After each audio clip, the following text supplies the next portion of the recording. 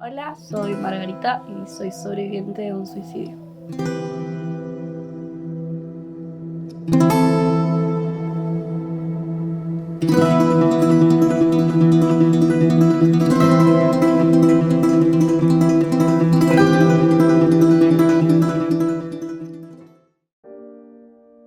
Mi infancia la transcurrí en la ciudad de Formosa.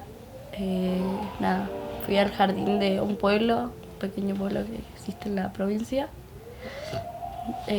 Como todos se conocen todos entre todos, básicamente jardín, escuela y lo que hice de colegio ahí fueron con las mismas personas. Hay pocos recuerdos a los que yo puedo decir que fueron felices, y no fue lo suficientemente feliz para recordarla así, porque mi papá era alcohólico y mi mamá básicamente sufría de depresión y nunca, o sea, cuando no estaba enferma podría ser una buena madre, pero no tengo muchos recuerdos de eso. Entonces, a raíz de que mi papá era alcohólico, sufríamos de maltrato familiar y cada vez que tomaba o estaba bajo sustancias nos golpeaba. Entonces eso es lo que son cosas que no recuerdo como felices. Yo estaba conociendo a un chico, él era un poco más grande que yo estaba por cumplir 15 y él iba a cumplir 18. Establecimos una relación. Él quiso presentarse con mi familia, pero mi familia no lo permitió. Estaba mal visto, tanto en todo, básicamente en el pueblo estaba mal porque tenían un pensamiento cerrado. Y cuando yo comenté que tenía novio y mi mamá se entera de que yo me había escapado con el chico un día para ir a pasear, porque fuimos a pasear, mi mamá llega a la institución donde yo tenía educación física en el horario y llega súper alterada y me jala de los pelos y me lleva hasta mi casa. Cuando todos los que estaban en el establecimiento lo vieron, y cuando vuelvo a mi casa estaba mi papá tirado en un sillón y yo llegué súper asustada. Mi mamá le cuenta lo que había pasado y mi papá me agarra de los pelos y me empieza a pegar hasta no poder, hasta dejarme sin respiración a mí. Esa fue la vez que me golpearon mal. Tuve que ir al hospital del pueblo y ahí fue cuando me tuve que decir que tuve una caída y nada más. Nadie notó que no fue una caída o que...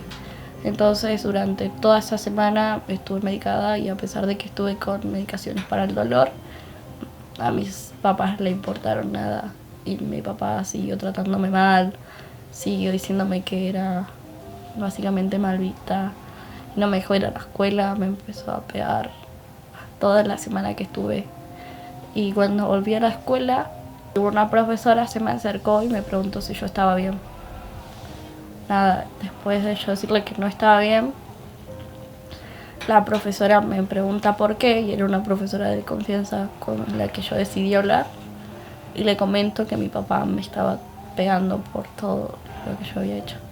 Y me costó mucho, pero la profesora me convenció y logré hacerle la denuncia a mis papás. Ningún familiar quiso hacerse cargo de mí. Todos me dejaron ahí en la comisaría, estuve toda una tarde esperando que aparezca alguien, hasta que una sobrina, prima de la familia, se acercó a mí y dijo que no me iba a dejar sola. Y se hizo cargo de mí un tiempo. Tampoco me sentía muy cómoda en su casa, pero agradecía que era en el mismo pueblo.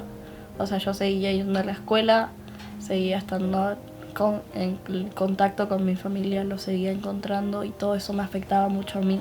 Era como que verlos y ver su cara triste, era como que me afectaba la culpa y me llenaba más de culpa a mí. Era como que están así por mi culpa. Después aparece un familiar de acá de Tierra del Fuego con el que yo estuve estableciendo comunicación a través de Facebook. Ella prometió tenerme bien, en que yo iba a venir acá, iba a tener todo. Y como yo lo tenía en un lugar súper alto a ellos por cómo estaban en otra provincia y como tenían una buena ingreso económico, dije que estaba bien, que yo iba a estar bien acá. Ellos van y me buscan después de todo un mes de estar con el juzgado, peleando por los papeles, por hacer trámites. Todo me empezó a afectar. Estaba muy sensible a todo y todo lo que decía, cada vez que me hacían repetir las mismas historias me afectaba mucho. Entonces me sentí muy vulnerada en ese tiempo y no pensé y dije, me voy a Tierra del Fuego.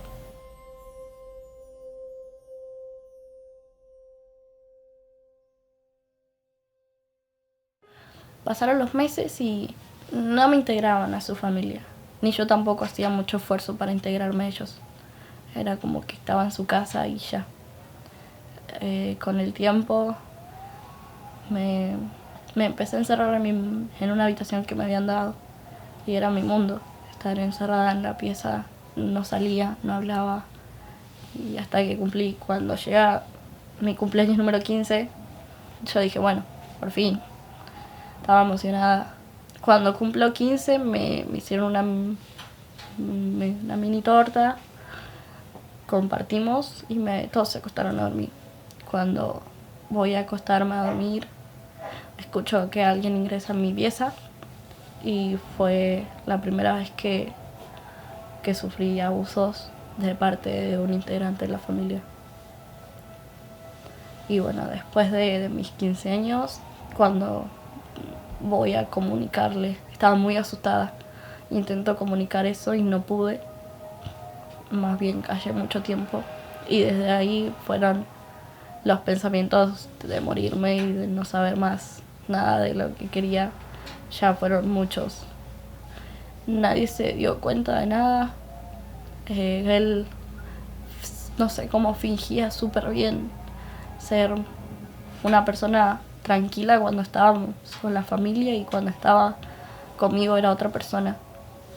Entonces después del primer abuso empezaban los comentarios de que era muy linda, de que mis rulos eran lindos, de que por qué no salía con señores más grandes.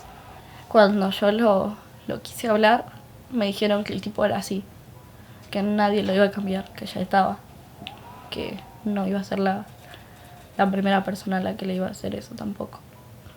El tipo me había dado medicaciones anteriormente, somníferos.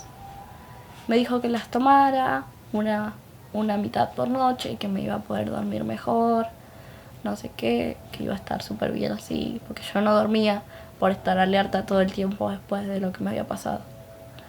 Yo empecé a guardar las medicaciones que él me daba. Esperé que el tipo entre a mi habitación y haga lo que él quería y después se vaya a dormir tranquilo. Y me automediqué y quedé inconsciente. Y nada, pasé desapercibido esa noche. Cuando fui al hospital no pasó nada y volví a mi casa como si todo estuviese bien. Las conductas parasuicidas tienen que ver también con esta necesidad de ponerle un coto al padecer interno. Es como si pienso cosas que me afligen, me corto para que el dolor de la cortadura me deje de doler en mi mente, ¿entendés? Entonces se dirige hacia otro lado. Y en lo cual ahí empieza esta cuestión que capaz un corte o las repeticiones de cortes, depende en qué zona, o la exposición a ciertas circunstancias, puede provocar la muerte. Y ahí que hay que pensar muchas veces si se quiso suicidar o no se quiso suicidar, que es lo más difícil de todo. Dentro de lo que es la psicología, hay dos conductas que son pasaje al acto y el acting out. El acting out es como una conducta en la cual una persona intenta como llamar la atención de otros. En esa acción generalmente puede ser peligrosa en la forma de exponerse y puede terminar o lastimado o provocándose la muerte. Y el pasaje al acto es directamente la ejecución real del acto. O sea, una persona que se quiere suicidar muchas veces no necesita dar información. O sea, que ahí también estos son los mitos que van avisando. Hay personas que no avisan y que directamente ejecutan el acto. Eso es lo que sería pasaje al acto. Es no, se pensó y se hizo directamente. Y en tanto el acting now es una llamada al otro, pero ahí puede ocurrir que te salga mal y te termines suicidando. O te termines muriendo. Capaz no era tu idea suicidarte. Entonces en eso también es difícil. Realmente el tema del suicidio es paradigmático por eso. Porque hasta qué punto una persona realmente quiere suicidarse o quiere quitarse la vida para solucionar qué. Cada vez que me alteraba o cada vez que me pasaban cosas malas, me buscaba desquitarme conmigo misma. Entonces solía cortarme y me hacía cortes profundos, depende de lo que me pasaba. Entonces ese día me enojé tanto con todos porque me había despertado a las 7 de la mañana. Empecé a escuchar cómo hablaban de mí y cómo decían, ¿sabes qué, Maggie? Hace esto mal, no hace nada, se la pasa durmiendo, no habla, no se baña, no hace esto bien, no sale, no trata de convivir con nosotros. Y yo intentaba convivir con ellos, pero no podía porque el tipo siempre estaba ahí. Y yo era como darle la cara a una persona que yo sabía que me estaba haciendo mal. Y no podía fingir que todos me caían bien. Básicamente cada vez que comía algo pesado, fingía que me daba vómitos antes de las 8 de la noche para que me lleven al hospital y que el tipo no entre a mi pieza a abusar de mí. Fue como una rutina mucho tiempo. Entonces llegaban las 8, cenaba, fingía que vomitaba lo que comía y al hospital. Y así sucesivamente por mucho tiempo. Fue en Año Nuevo, me escapé, después de que todos se acostaron a dormir. Todos se fueron a sus mundos, terminó la fiesta, sufrí abusos de vuelta. Dije, está bien, ya me había acostumbrado a la rutina de estar normal y fingir que no pasaba nada, ir a acostarme y sabía lo que me esperaba. Entonces esperé que pasara toda esa noche hasta que me embronqué y me levanté de la cama, me abrigué. Y cuando llego no pensé en otra cosa más que en tirarme de una vez. Porque no sentía que estaba aportando mucho ni tampoco sentía que iba a servir de mucho después. Que yo sabía que después de eso toda la culpa se iba a venir a mí. Y que nadie me iba a creer lo que estuve pasando. Cuando me siento, cuelgo mis piernas entre las rejas. Me quedé llorando ahí un muy buen rato. A pensar toda la mierda que viví en esa época de cuarentena. Cuando me voy a colgar, un señor se me acerca y me toca el hombro y me dice, ¿estás bien? Y esa pregunta fue como un balde de agua fría en la cara y me abraza. Y ese abrazo, no sé, fue algo que me hizo recalcular todo. No había recibido un abrazo en mucho tiempo. Y al recibirlo de tal manera, y en ese momento fue como, no sé, que esa persona necesitaba darme ese abrazo en ese momento. Me convenció de que no me tenía que tirar ese día. Y de que no tenía que hacerlo en sí. Y me devolvió a mi casa. Lo que pasa es que el suicidio que se da de forma pública es porque el elemento que se necesita está justamente en la vida pública.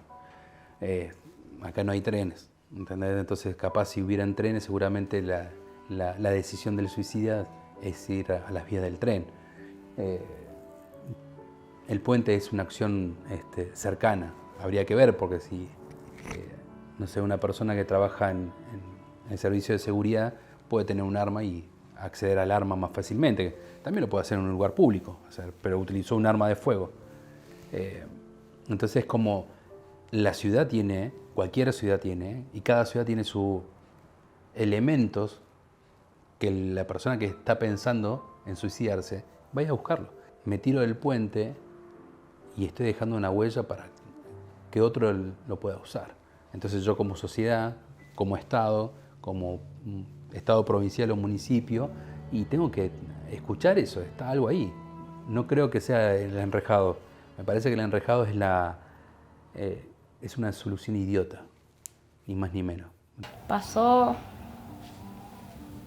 un mes, 2 meses, la escuela no preguntaba. Ellos habían retirado mis papeles de la institución porque dijeron que yo iba a viajar.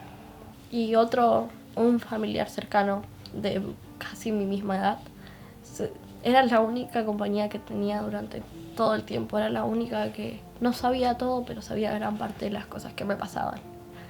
Teníamos contacto a través de una ventana, o nos tirábamos papelitos, o yo me escapaba a lavar los cubiertos al segundo piso, y abría la ventana y empezábamos a charlar, yo lloraba con ella, ella se comunicaba conmigo.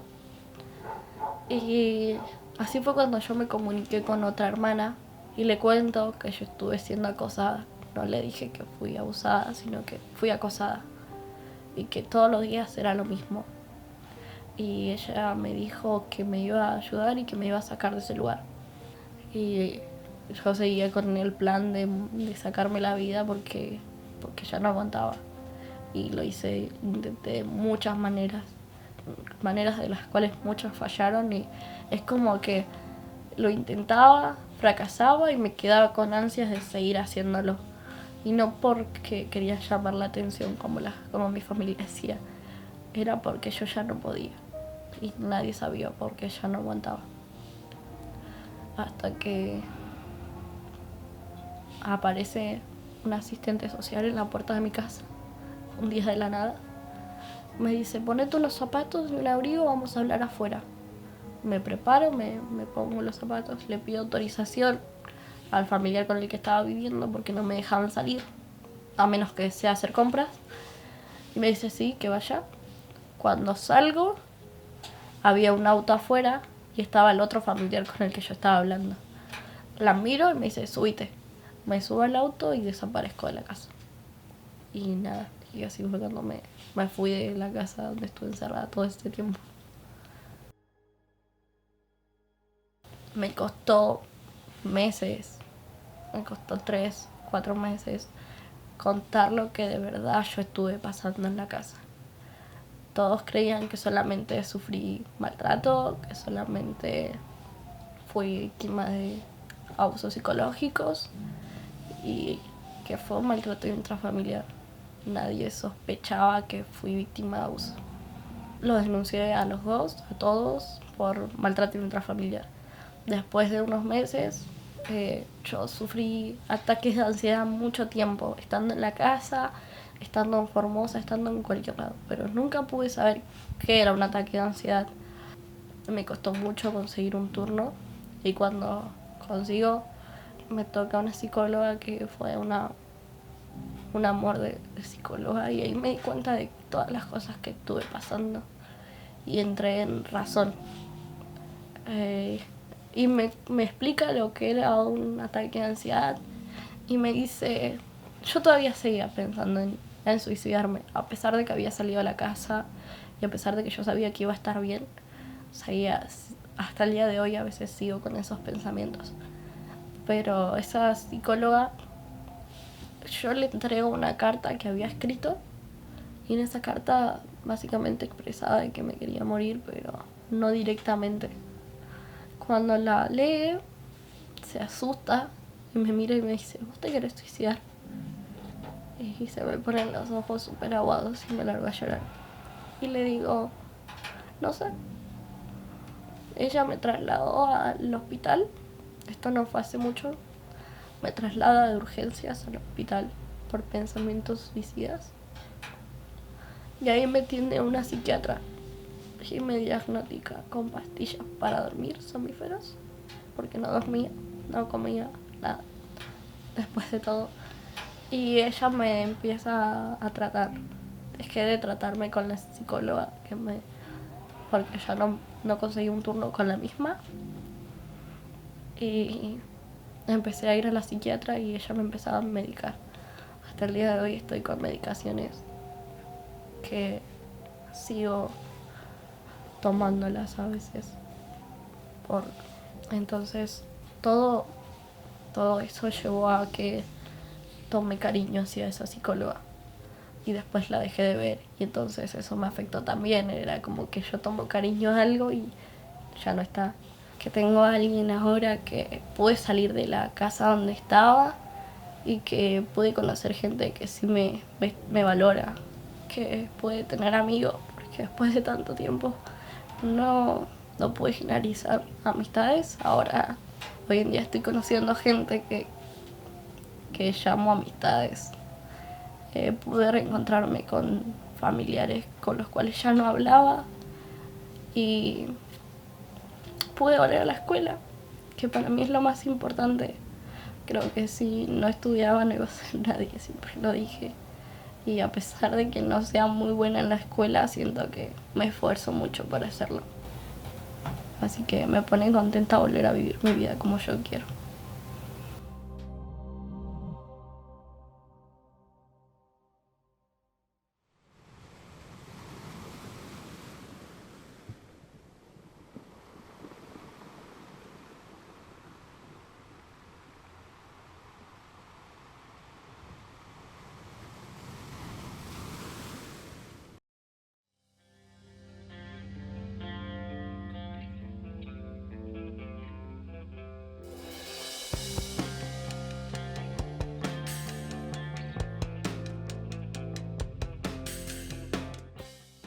Ser escuchada, ayudada y que se haga justicia. Que las cosas que pasé no quiero que la persona que me las hizo las haga a otra persona. Que, no sé, poder establecerme y encontrarme a mí misma para poder hacer cosas que a mí me gusten de verdad.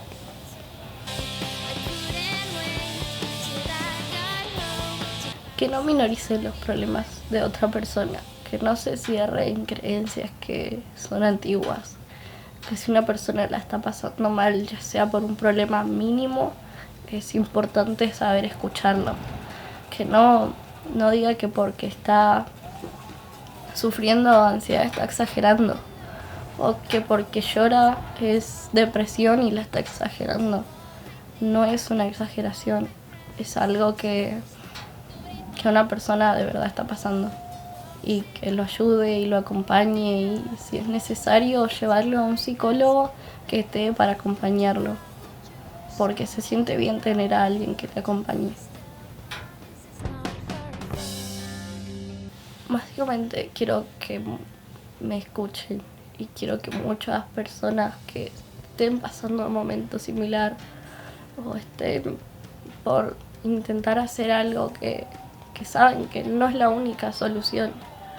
Suicidarse no es la solución a los problemas, porque quitarse la vida es quedar en el olvido, porque después de hacerlo no se van a solucionar tus problemas o cosas que callas, van a seguir quedando ahí y nadie se van a enterar. Es preferible hablarlas y contar lo que te sucede para que puedan ayudarte.